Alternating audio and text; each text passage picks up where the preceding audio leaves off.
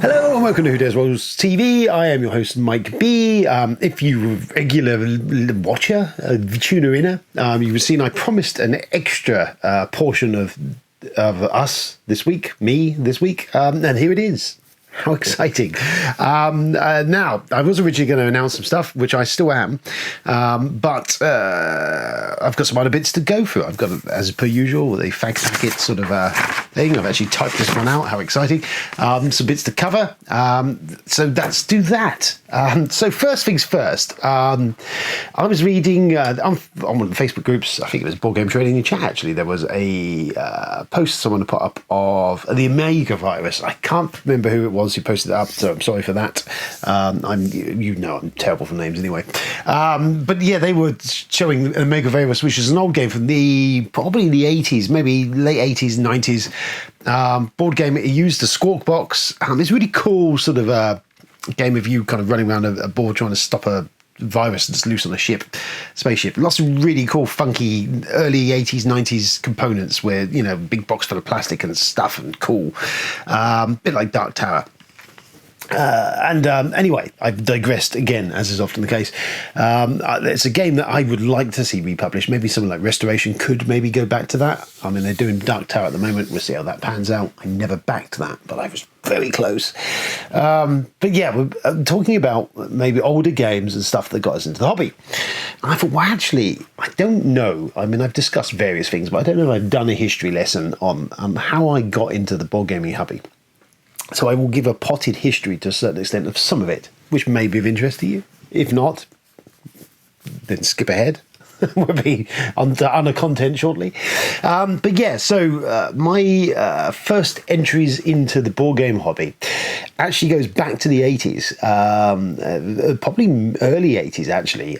My dad used to go to London to the Modelers Engineers Expedition. Oh my God, can't even say that. The Modelers Engineers exhibition in London. It was held in various places, but I think it was Wembley Conference Centre as well. I went to it a few years.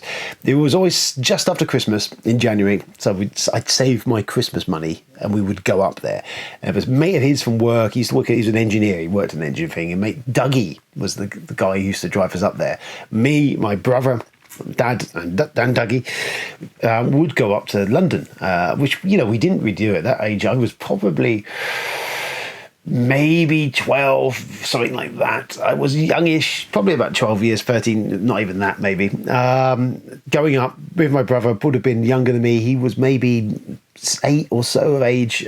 We'd go up in the car to London, which was like, wow. I was like, we just didn't do that. And we'd go to this engineers exhibition. Now, the key to this thing was it was lots of model boats and trains and stuff. My dad was always interested in just the design and stuff. He used to make miniature guns and little things and pieces. He's always quite handy with his hands, making this stuff.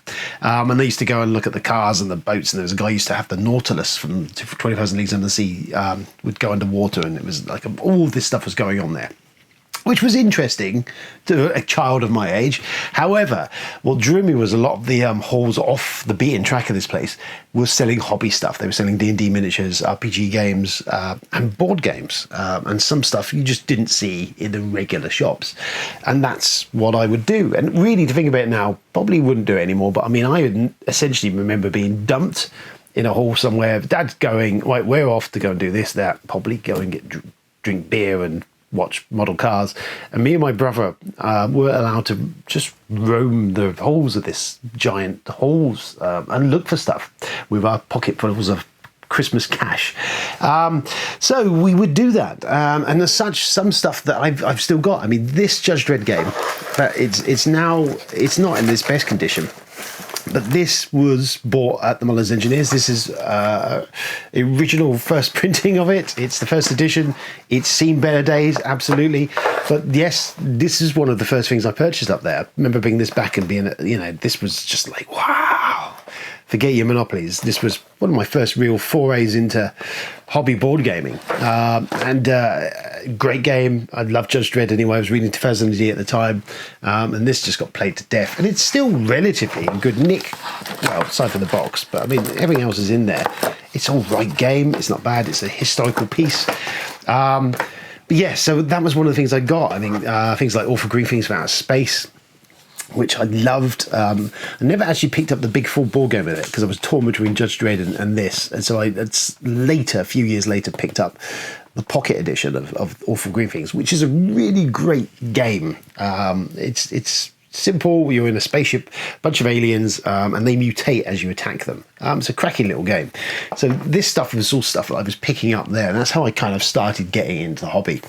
There were subsequent visits, a good few years we went there, and the show, I think, ran for about 100 years or something. It's now, I think it finally bit the dust this year. I think sponsors dropped off or something, so it's no longer going.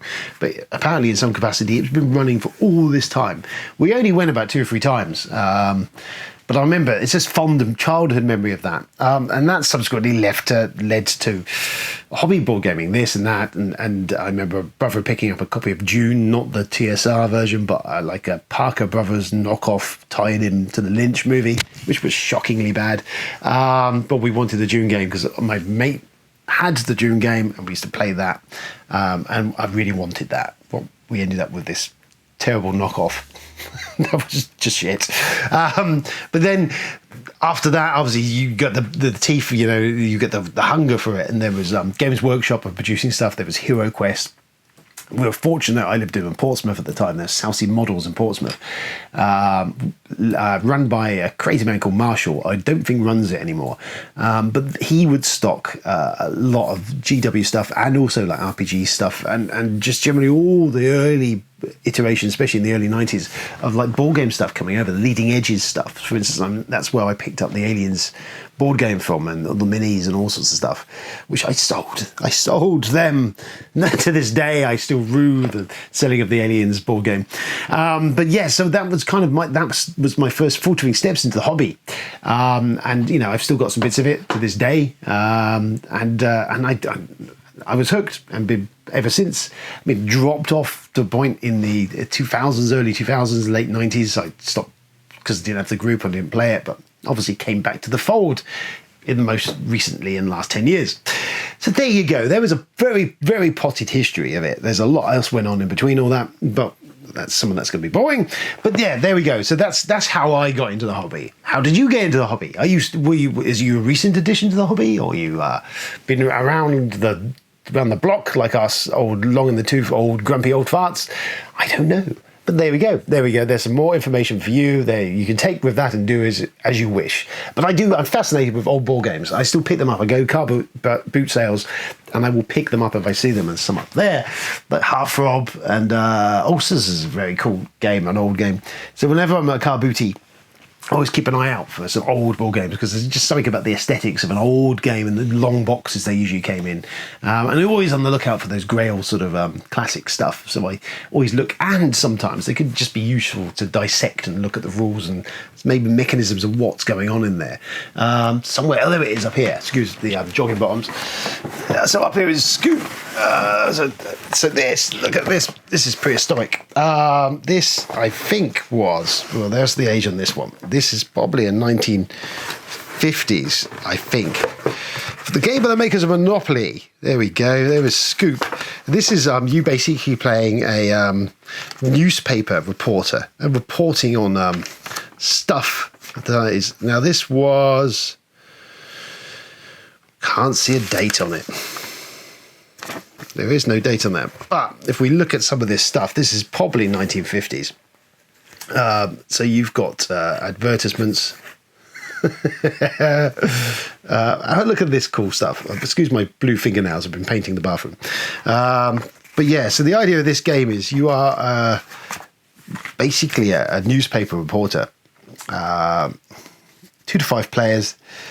You're trying to fill a page of advertising in your local rag.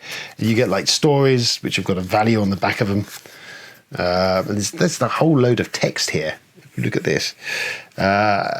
Triple star story. Country boy free is amazing prodigy. Potholer discovers troglodyte colony. Amazon jungle pygmy is a 3-minute miler.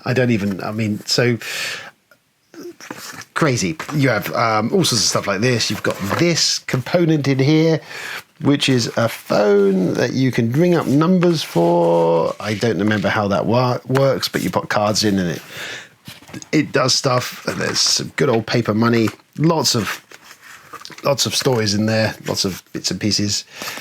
I won't go and dive into it all, but it's all in here. And you pick this up at a car boot sale for nothing. I think I paid like £1 for this. What a great piece of board game history that is. And it's actually, it's got some, I've never played it, but just for the aesthetics and what the game was, it was one I picked up because, how could you not turn down a game like Scoop? So anyway, I've gone off of the beaten track, but I'm fascinated by old board games and stuff like that. And if you're a fan of that sort of stuff, I know Tony Boydell, good old Uncle Tony, is also a purveyor of this sort of stuff. He'd probably kill for a copy of Scoop. But he often in his own blog, which is on Board Game Geek, which is a man in the shed. I'd forgotten Tony's blog title.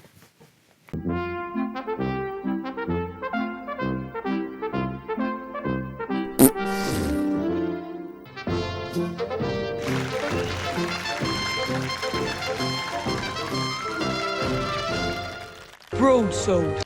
Oh, now back to the real world and stuff that's happening at the moment. So Stonemaier Games have announced a game. Pendulum is the latest Stonemaier Games release. Why am I covering it? Because we're not a huge Stonemaier game. Well, there is, Stonemaier, whenever he does stuff, Jamie does stuff, there's no ignoring the hype that's generated by this. And the guy gets one thing right. He's very good at getting the hype going and doing the stuff. But I will kudos to the guy. So basically, I'll go through. Pendulum is I think it's a 1 to 5 player game. It's all to do with, it's a worker placement game, but to do with time. You have a certain amount, it's like a real-time game, which uses sand timers. I don't really know much else because they haven't released it at the moment, but essentially that sort of timing mechanism works and that you burn through your time as you do stuff. And it's a commodity that's used in the game. It does sound interesting. It's not designed by Jamie. It's designed by Travis Jones. I don't know what else he's done. But yeah, it's sounds interesting. Tapestry was the last Stonemaier game that actually I was fascinated by, and I don't own it yet, but it's one that I'm very close to kind of hitting the button on. I'll wait and see. I'm sure Ben, who's part of my regular gaming group on a Friday night, will probably pick this up because I think he's one of the Stonemaier champion things, which is on their website. But it's worth knowing. He's announced this, and it's going to be shipping in August. The game's made. It's produced, it's on a ship, it's on the way out. He's not released anything up to now, and hats off to the kudos to the guy. This is really great business. Is he goes out and he says, look, here's my new game, it's this, and everyone goes, way, and then he says, well, you can have it next month. And forget Kickstarter, forget all that sort of stuff. That is probably the best way to do your business, is to just secretly work on it, get the project finished, get it done, get it produced, get it ready to go. Yes, he's in a very enviable position that he can do that now. He's got the money, he's got the business. But yeah, hats off in regards to that. That sounds very cool. I'm sure I'll get to play it at some point.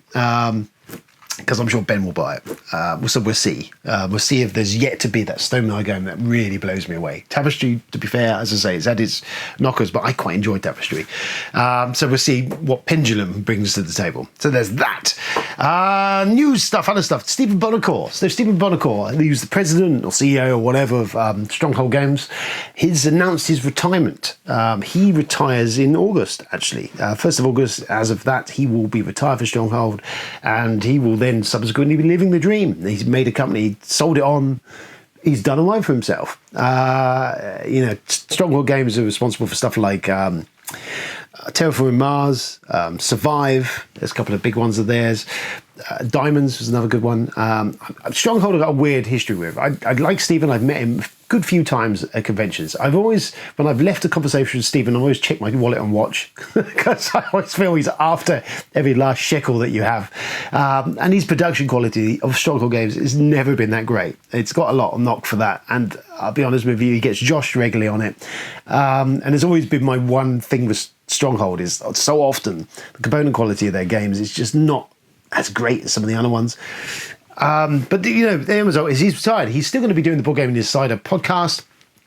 So he's still active-ish in the industry in some capacity, but he's no longer a publisher.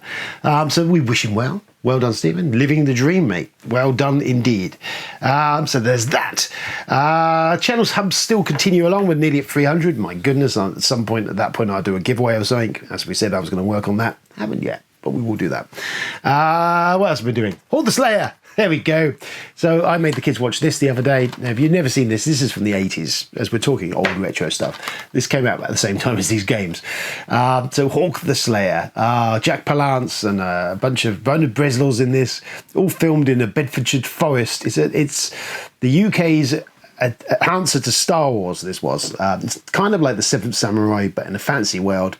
I don't know, there's something endearingly charming about this movie. It is terrible. I won't say it's great. It's a weird movie. I remember as a kid being obsessed with it.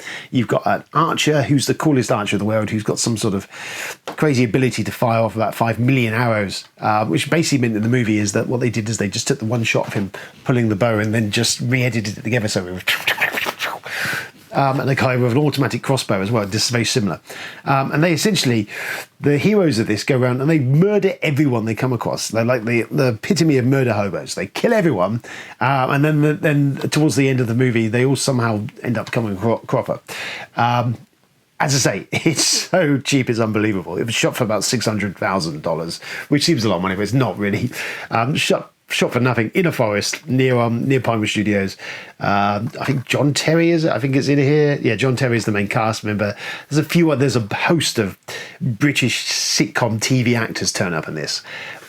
If you've never seen Hawk the Slayer, the Blu-ray is available and they've just started re-advertising it, which is why it reminded me to look at it. I've owned this for a little while. And they tried to do a sequel on Kickstarter, which never came to anything. I'm not going to say it's a great movie because it really isn't a great movie. If you've seen Hawk and you're aware of Hawk the Slayer, then you will know what I'm talking about. You've probably also got fond memories from its time. It is definitely a one-off. Definitely a one-off.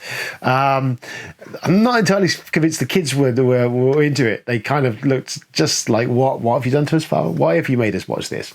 Maybe Isaac's a little bit older. I'll let him watch it. He'll be at the right age to appreciate Hawk the Slayer and maybe have some fond memories as well.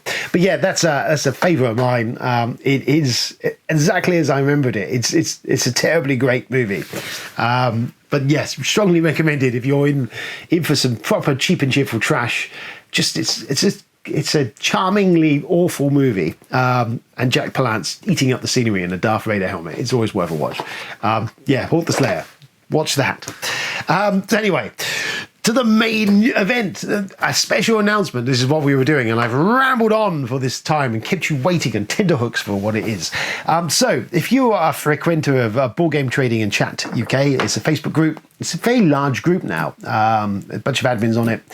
It's just nice. It's a pleasant, chatty site. There's occasional blow-ups and occasional issues and stuff happen on it, but on the whole, it's quite a pleasant place. There's Millinga and lots of new members have joined recently in the height of pandemic, so there's lots of new people on there learning or coming first time to the hobby. They've just launched a YouTube channel and they are looking for content. They're putting content out of it. So I have been chosen as their now regular contributor of their monthly release video that will be on their site. So I will be doing that. I am the host of their regular release video thing. Yes, it's so if you were watching on the channel last night, there was an announcement that went out. I should have been on there, hopefully, saying hello. But yes, I'm going to be doing the video. I'm still working on the format of it, what we're going to do. But for some reason, they picked me.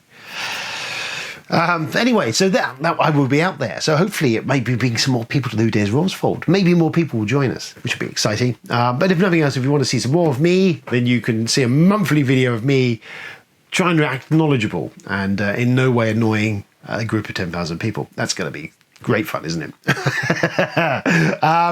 But yes, there you go. So there's that. Considering the amount of stuff I had announcements for over the year that's all fallen by the wayside, I hopefully at some point I will be working with Asmodee again, because they did offer me the opportunity to do some video stuff for them, but then the pandemic hit. So I might be going back and doing some more of that at some point when normality returns. And believe it or not, I actually passed an audition to be on The Chase.